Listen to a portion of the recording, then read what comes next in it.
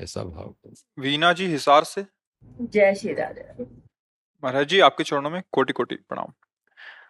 महाराज जी मुझे एक परेशानी है 20 साल से जिसकी दवाएं चल रही हैं। मुझे यूं लगता है कोई झाड़ू या शौच फर्श होकर मुझे छू ले, मेरे से भिड़ जाए तो मुझे अशुद्धता लगती है। कोई भी व्यक्ति अगर अशुद्ध होता है मुझे, या मेरे किसी सामान को छू लेता तो मुझे टेंशन हो जाती है कि ये शुद्ध हो गई। बहुत एक चिंता खाई जाती है महाराज जी। सारा सामान धोती हूँ, फिर पूरा कपड़े धोती हूँ। आपके प्रवचन से बहुत बल मिला मेरा इस बात का भी। अगर आपको ऐसा लगता है कि हमारी बात से आपको बल मिला है तो आज से आप निश्चिंत हो जाओ, और भगवान का नाम उच्चारण करने से जैसी पवित्रता होती है वैसे किसी स्नान से पवित्रता नहीं होती। ध्यान रखना।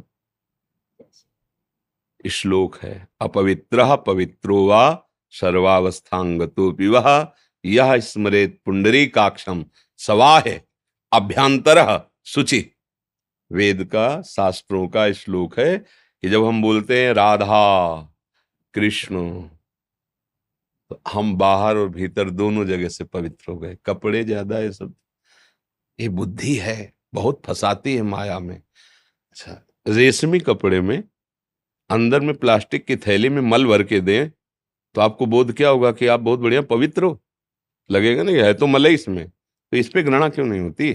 ये भी तो मलाई भरा है, यहाँ क्या भरा है? अभी ज्ञान नहीं हुआ है।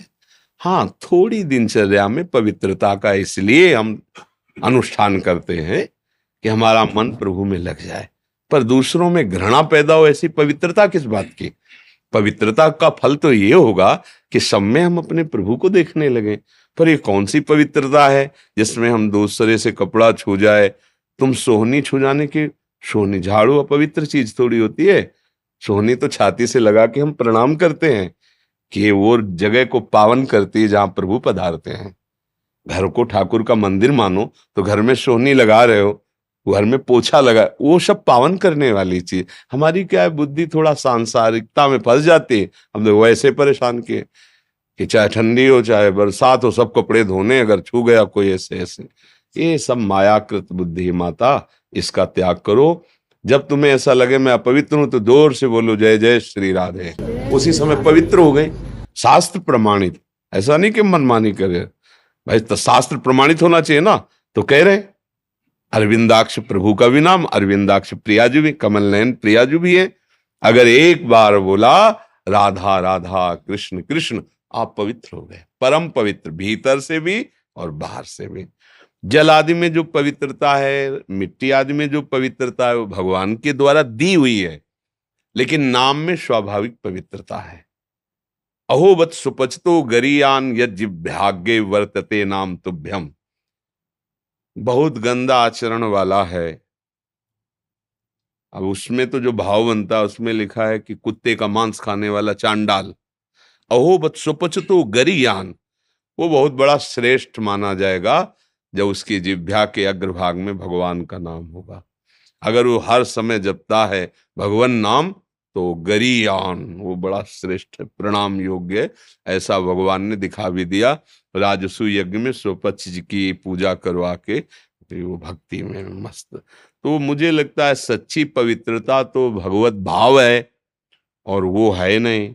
दूसरों में हम अपवित्र भाव देखते हैं तो मुझे लगता है अभी ठीक नहीं है, इसको हटा देना चाहिए।